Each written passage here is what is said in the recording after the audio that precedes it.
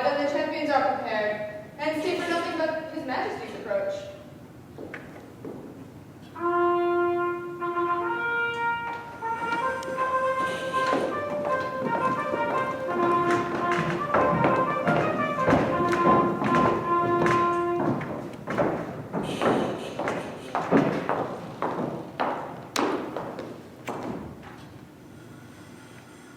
Marshal, demand of yonder champion the cause of his arrival here in arms. In God's name of the kings, say who thou art, and why thou comest thus knightfully clad in arms, against what man thou comest, and what's thy quarrel? Speak truly, on thy knighthood and thy oath, so defend thee heaven and thy valor. My name is Thomas Mowbray, Duke of Norfolk, who hither come engaged by my oath, which God defend a knight should violate, both to defend my loyalty and truth to God, my king, in my succeeding issue against the Duke of Hereford that appeals me, and by the grace of God and this mine arm to prove him, in defending of myself a traitor to my God, my king, and me, and as I truly fight, defend me heaven.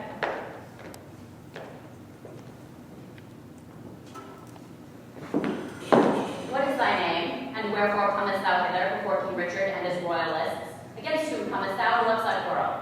Speak like a true knight, so defend thee heaven.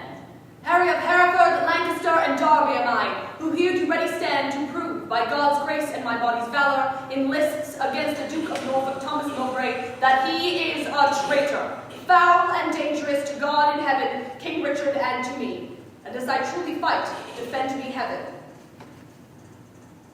Lord Marshal, let me kiss my sovereign's hand and bow my knee before his majesty. For Mowbray and I are like two men who vow a long and weary pilgrimage. Then let us take a ceremonial leave and loving farewell of our several friends. The appellant in all duty greets your highness, and craves to kiss your hand and take his leave. We will descend and fold him in our arms. Cousin of Hereford, as thy cause is right, so be thy fortune in this royal fight. Farewell, my blood, which if today thou shed, lament we may, but not revenge thee dead. Oh, let no noble eye defame a tear for me if I be gored with Mowbray's spear. As confident as is the falcon's flight against a bird, do I with Mowbray fight. My loving lord, I take my leave of you. Of you, my noble cousin, Lord Aumerle, not sick, although I have to do with death, but lusty, young, and surely drawing breath. O thou, the earthly author of my blood, whose youthful spirit and new regenerate and proof unto mine armor with your prayers, and with thy blessings steel my lance's point, that it may enter Mowbray's waxen coat and furbish you the name of John Gaunt, even in the lusty behavior of his son. God in thy good cause make thee prosperous. Be swift like lightning in the execution, and let thy blows, doubly redoubled, fall like amazing thunder on the casque of thy adverse, pernicious enemy. Rouse up thy youthful blood. Be valiant, and live, my infancy of St. George to thrive. However God or fortune cast my lot, there lives or dies, true to King Richard's throne, a royal, just, and upright gentleman. Most mighty liege, and my companion peers, take from my mouth the wish of happy years. As gentle and as jocund as to jest go I to fight. Truth hath a quiet rest. Farewell, my lord. Securely I espy virtue with valor couched in thine eye. Order the trial, Marshal, and begin. Harry of Hereford, Lancaster, and Derby, receive thy lance, and God defend thy right. Strongest tower of hope, I cry, amen. Thomas, Duke of Norfolk, set forward, combatants.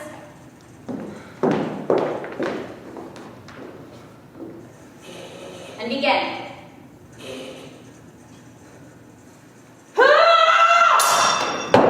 Stay! The king hath thrown his order down. Let them lay by their helmets and their spears and both return back to their sides again. Withdraw with us, and let the trumpet sound while we return these dukes what we decree.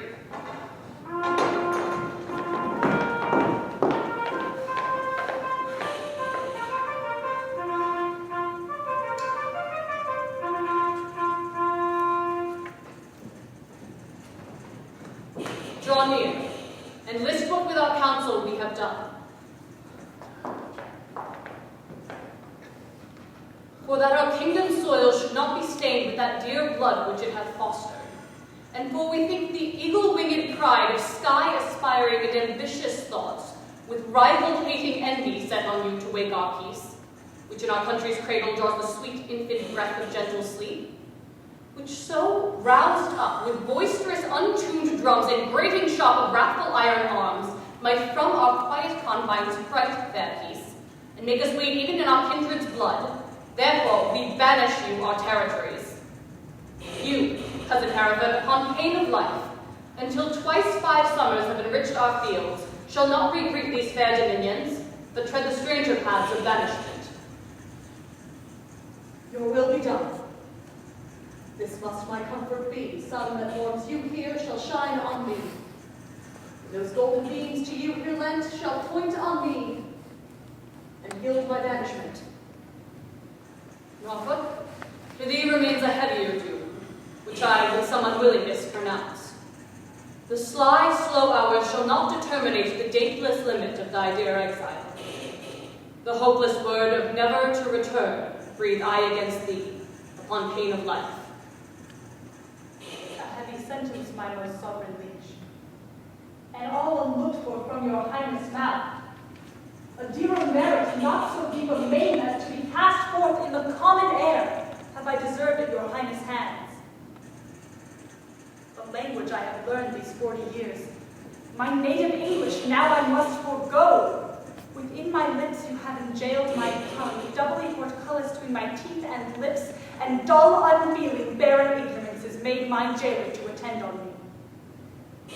What is thy sentence then but speechless death, which robs my tongue from breathing native breath? It boots thee not to be compassionate. After our sentence, flaming comes too late. And thus I turn me from my country's light, to dwell in solemn shade of endless night. Return again, and take an oath with thee. Swear, by the duty that you owe to God, our part therein we banish with yourself, to keep the oath that we administer. You never shall, so help you truth and God, embrace each other's love in banishment, nor never look upon each other's face, nor never by advised purpose meet to plot, contrive, or complot any ill against us, our state, our subjects, or our land. I swear. And I to keep all this. Norfolk! So far as to mine enemy. By this time hath the king permitted us one of our souls had wandered in the air. Confess thy treasons ere thou fly the realm, since thou hast far to go, bear not along the clogging burden of a guilty soul. No, Bolingbroke, better I were traitor, my name be blotted from the book of life, and I from heaven banished as from hence. But what thou art, God, thou and I do know, and all too soon I hear the king shall rule. Farewell, my liege. Now no way can I stray, save back to England all the world my way.